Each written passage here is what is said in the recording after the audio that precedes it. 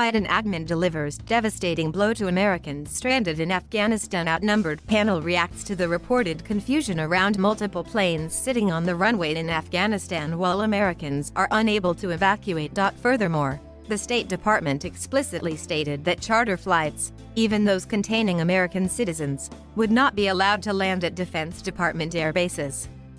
U.S. officials have pointed to possible security threats from landing charter planes at military bases, saying that they lack the resources on the ground to fully verify flight manifests. The Biden administration's delaying of private evacuation efforts has been a widespread source of frustration, infuriating rescue organizers and even a prominent Democratic senator. A September 1 email that a State Department official sent to Montalvo underscores the extent to which private evacuation efforts have run into bureaucratic roadblocks. No independent charters are allowed to land at the military airbase you mentioned in your communication with Samantha Power. In fact, no charters are allowed to land at a DoD base, and most, if not all, countries in the Middle Eastern region, with the exception of perhaps Saudi Arabia, will allow charters to land, the official wrote. You need to find another destination country, and it can't be the U.S. either. The official noted that though some third countries may require official approval from the State Department before accepting the private charter flights, the department will not provide that approval. Once you have had discussions with the host/destination country and reached an agreement, they may require some indication from the USG that we approve of this charter flight.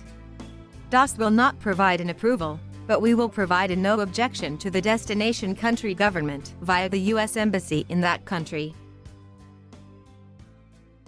During briefings on September 2, the day after the official noted that the State Department would not be officially approving charter flights, White House Press Secretary Jen Psaki and State Department spokesman Ned Price both said that the Biden administration was not preventing planes from leaving Afghanistan. Price also addressed last week the security risks of allowing the charter flights onto military bases.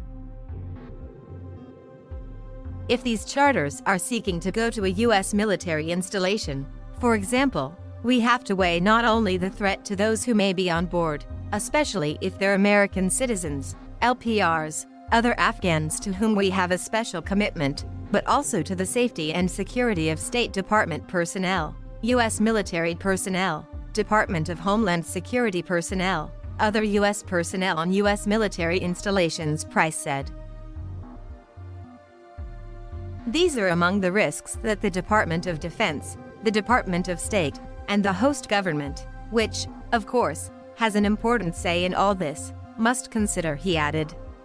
We're working around the clock with NGOs, with members of Congress and advocacy groups, providing any and all information and doing all we can to clear any roadblocks that they've identified to make sure that charter flights carrying Americans or others to whom we have a special responsibility can depart Afghanistan safely, Blinken said. Without personnel on the ground, we can't verify the accuracy of manifests, the identities of passengers, flight plans, or aviation security protocols. So this is a challenge, but one we are determined to work through. We're conducting a great deal of diplomacy on this as we speak. Blinken also denied that the Taliban was seeking to block passport-holding Americans from leaving Afghanistan. And it's my understanding is that the Taliban has not denied exit to anyone holding a valid document, but they have said those without valid documents, at this point, can't leave, he said.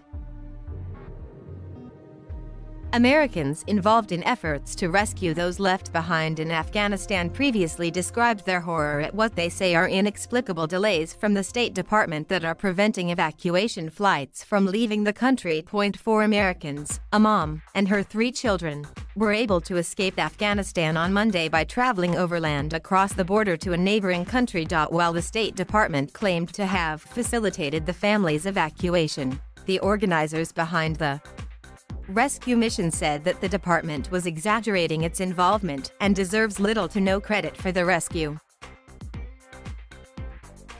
Houston Keene and Jennifer Griffin contributed reporting.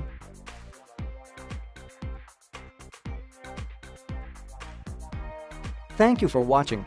Please subscribe